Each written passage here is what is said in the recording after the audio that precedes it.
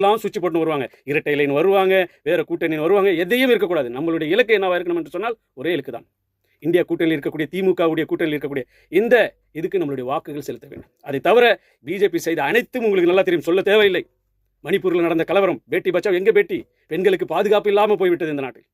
பணக்காரர்களுக்கு மட்டும்தான் இந்த தேசத்தில் இடம் இருக்கிற நிலைமைக்கு வந்துவிட்டது. ஒன்றும் இல்லை, ஒரு குறிப்பிட்ட சாராருக்கு இந்தியா ஒதுக்கப்பட்டது. அந்த மாதிரி ஒரு நிலைமை, அவல நிலைமை. ஒரு ஆட்சியாளர் எப்படி இருக்க வேண்டும்? அனைத்து மக்களுடைய ஒத்துமை, அவர்களுடைய பிரச்சனை செவிசாய்த்து கேட்க வேண்டும். ஒரு சாரார் மட்டும் கேட்டு மறுசாரார் சண்டையிடுவதும், கூச்சலிடுவதும், இது பண்ணுவதும், இது போல ஒரு கேலி கூத்தாக இன்னைக்கு ஆகிவிட்டது. அது மட்டுமா? ஒரு நாட்டோட பிரதமர் எந்த மாதிரி ஒரு விஷயத்துக்கெல்லாம் தலையிடுகிறார் என்று பாருங்கள். தீவிரவாதத்தை போதிக்கிறது முஸ்லீம்கள் போதிக்கிறார்கள், தீவிரவாதத்தை செய்கிறார் இஸ்லாமியர்கள் செய்கிறார்கள் என்று சொல்லி படத்தை வெளியிடுகிறான். இஸ்லாமியர்கள் என்ற தீவிரவாதி என்ற ஒரு படம் எடுக்கப்படுது, காஷ்மீர் ஃபைல், அதை ஆதரிக்கிறார்கள். அதுக்கு அரசு முறையிடும், அதுக்கு மானியம். இதெல்லாம் ஒரு அரசு செய்யக்கூடிய. இதற்காக தான் பிஜேபி எதுக்கு கேரளா ஃபைல் என்ற ஒரு படம் எடுக்கிறது.